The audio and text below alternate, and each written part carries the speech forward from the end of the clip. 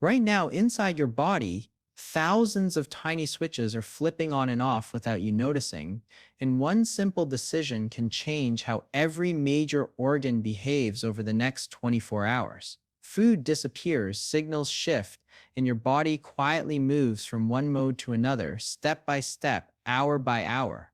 This video breaks down exactly what happens when you stop eating for a full day, not in myths or hype, but through real biological processes that doctors and researchers study. You will learn how your stomach reacts first, why your liver becomes the control center, how your brain adapts instead of shutting down, and what your cells start doing behind the scenes when energy becomes scarce.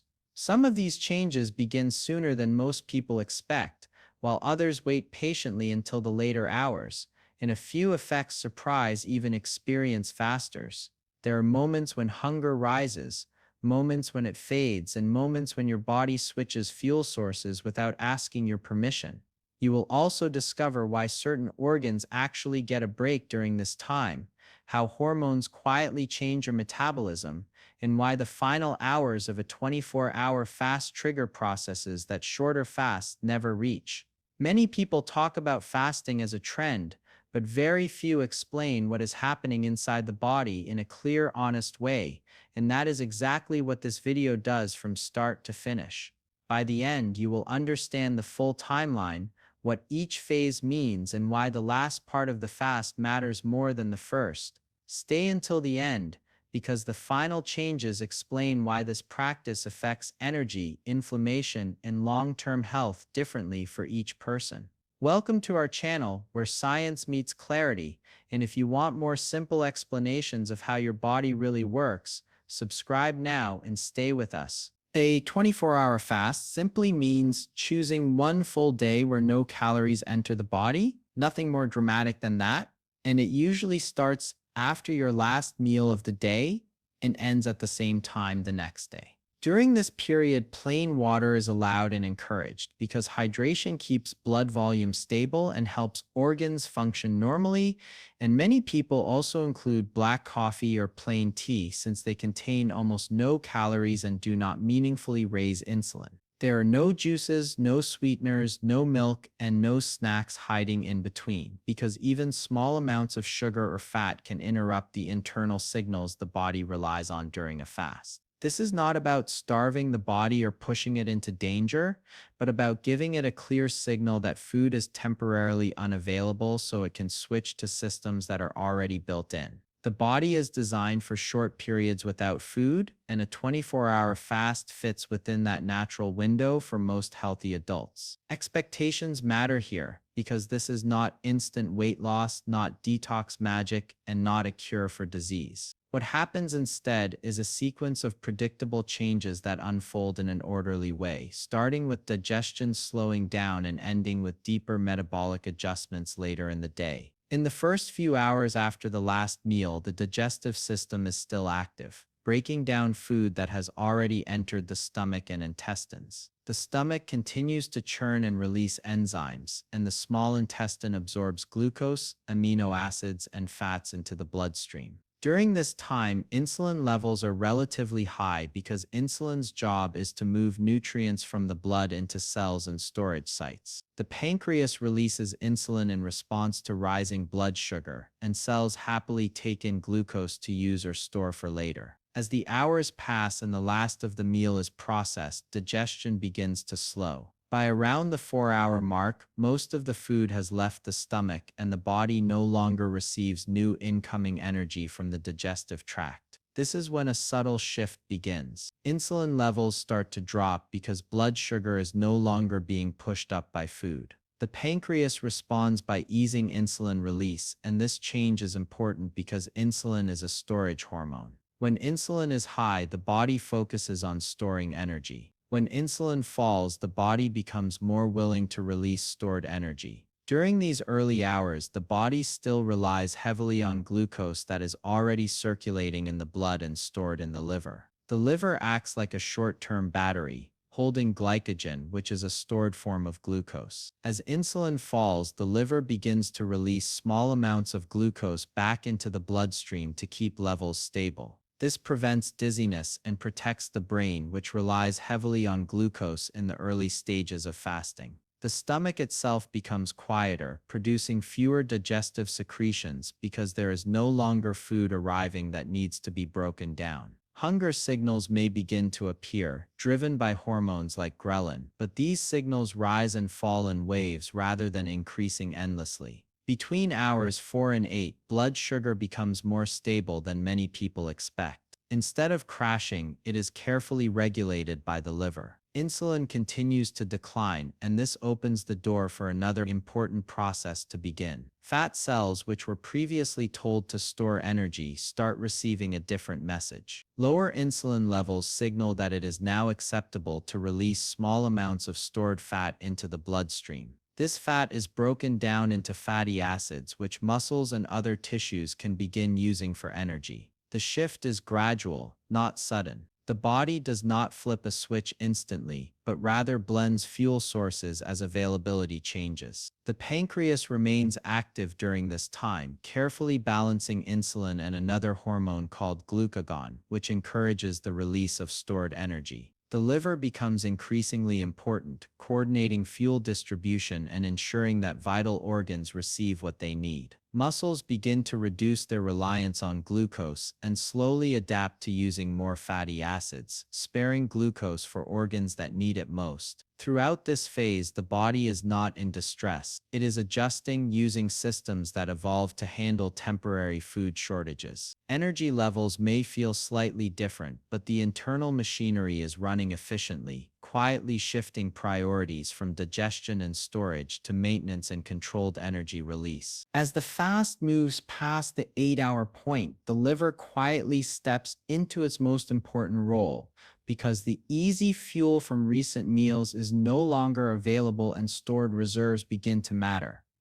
Inside the liver, glycogen stores that were filled during previous meals start to shrink. Glycogen is simply glucose packed away for later use, and it exists to keep blood sugar steady when food is not coming in. During these hours, the liver releases this stored glucose little by little into the bloodstream, making sure the brain, red blood cells, and other glucose-dependent tissues continue to function normally. This release is carefully controlled, not rushed, and it explains why most people do not feel sudden weakness or collapse during this phase. The body is still running on a familiar fuel, but the supply is limited, and the liver knows it. As glycogen levels drop closer to empty, internal signals begin to change. The liver senses that its short-term energy reserve is being depleted, and this triggers preparation for a larger shift in fuel strategy. Enzymes involved in fat metabolism become more active, and hormone signals adjust to support a different energy source. This period is quiet on the surface,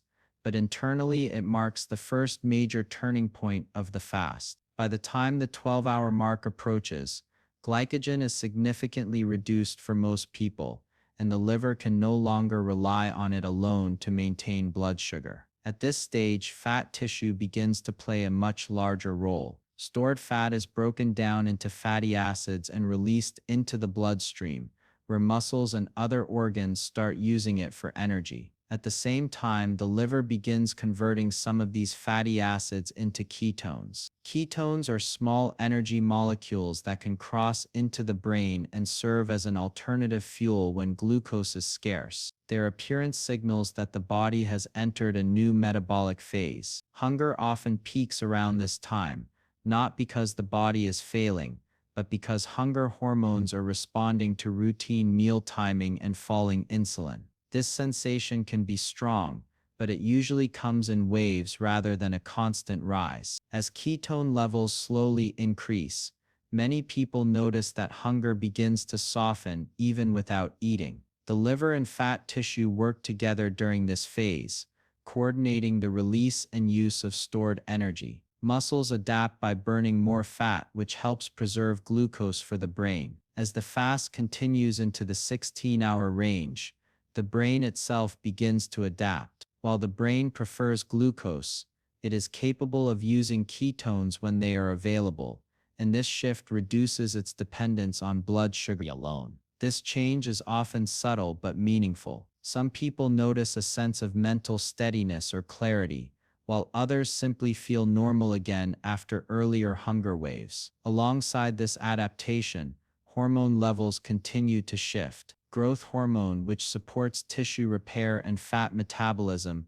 rises during fasting and peaks during longer stretches without food. This hormone helps protect muscle mass and encourages the body to use fat rather than breaking down protein for energy. The pituitary gland plays a key role here, releasing growth hormone in response to low insulin and changing energy availability. These hormonal changes are part of the reason fasting does not simply slow the body down, but rather reorganizes how it uses its resources. As the hours move toward 20, ketone production becomes more consistent, and the body settles into a rhythm that is very different from the fed state. Energy use becomes more efficient, inflammation-related signals may begin to quiet, and the immune system starts a process of renewal. During the final stretch of a 24-hour fast, a process called autophagy becomes more active. Autophagy is the body's way of cleaning house at the cellular level. Old, damaged, or inefficient cell components are broken down and recycled to make room for new ones. This is not a dramatic event that happens all at once, but a gradual increase in cellular maintenance activity that becomes more noticeable when insulin is low and energy is limited. The liver, immune cells, and many other tissues participate in this process, using the fasting state as a signal to repair and renew. Inflammation markers may decrease, partly because the body is not constantly responding to incoming food and blood sugar spikes. By the time the fast reaches 24 hours, the body has fully shifted away from digestion and storage and into a mode focused on maintenance, adaptation, and survival efficiency. These changes do not mean the body is stressed or damaged, but rather that it is using ancient systems designed to protect it during short periods without food, systems that are often unused in modern eating patterns. As the fast moves beyond the 20-hour mark, attention often turns to safety, especially concerns about the heart and immune system. And this is where the body's ability to regulate itself becomes clear. During a short fast like this, the heart does not suddenly struggle or weaken. Instead, heart rate may slow slightly, largely because insulin is low and the nervous system shifts toward a calmer state. Blood pressure can also dip a little in some people, especially those who are sensitive to changes in sodium and fluid balance, which is why water intake matters throughout the fast. This mild lowering is not a sign of danger for healthy individuals, but rather a reflection of reduced metabolic demand and lower circulating insulin. The heart continues to receive a steady supply of fuel, using fatty acids and ketones efficiently, and oxygen delivery remains stable. At the same time, the immune system enters a quieter, more organized phase. Without constant food intake, immune cells reduce background activity and begin a process of renewal. Old or inefficient immune cells are broken down, and their components are recycled to support the creation of new ones later. This recycling helps maintain immune readiness without triggering unnecessary inflammation. Importantly, the body does not enter a state of uncontrolled stress during a 24-hour fast. Stress hormones like cortisol may rise slightly at certain points, but they stay within a controlled range, supporting energy balance rather than causing harm. This balance is why most healthy people can complete a 24-hour fast without their body entering panic mode. Still, it is essential to be clear about what this process is and what it is not. A 24-hour fast is not magic. It does not erase years of poor habits, and it does not guarantee fat loss, healing, or longevity. The changes that occur depend on age, sex, activity level, sleep, and overall metabolic health. Some people experience noticeable benefits, while others feel very little difference. Genetics, hormones, and daily routine all influence the outcome. This approach is also not a replacement for proper nutrition, movement, or medical care. It is simply one tool that can trigger certain biological pathways when used appropriately. Because bodies differ, results will vary, and what feels manageable for one person may feel difficult for another. This variability is normal and expected. For some individuals, a 24-hour fast can be particularly helpful. People dealing with insulin resistance may benefit from the extended period of low insulin, giving cells a chance to become more responsive again. Those looking for a metabolic reset after long periods of frequent eating may notice improved awareness of hunger signals and energy use. Others find that completing a full day without food builds mental discipline and confidence around food choices, helping break patterns of constant snacking. For these people, the fast feels structured rather than extreme, and the temporary discomfort is outweighed by a sense of control and clarity. At the same time, honesty requires acknowledging that this approach is not suitable for everyone. Individuals with certain medical conditions, such as diabetes requiring medication, low blood pressure, or chronic illnesses, may face risks during prolonged fasting. Pregnancy and breastfeeding place high nutritional demands on the body, making fasting inappropriate during these stages. Those with a history of eating disorders may find that fasting triggers unhealthy behaviors or thought patterns, even if the fast is short. In these cases, avoiding fasting is not a failure, but a responsible choice. The goal is not to push the body beyond its limits, but to understand how it responds under specific conditions and to choose approaches that support long-term health rather than undermine it. By now, you have seen how a full 24 hours without food changes the body step by step, from the first quiet digestive slowdown to deeper shifts in energy use, hormones, and cellular repair. These processes are not myths or trends, but real responses built into human biology. If this information helped you understand your body in a new way, let us know in the comments and share what surprised you the most. If you found value here, support the channel by liking this video and sharing it with someone who is curious about fasting but wants clear, honest science. Subscribe to the channel for more simple explanations of how food, hormones, and metabolism really work.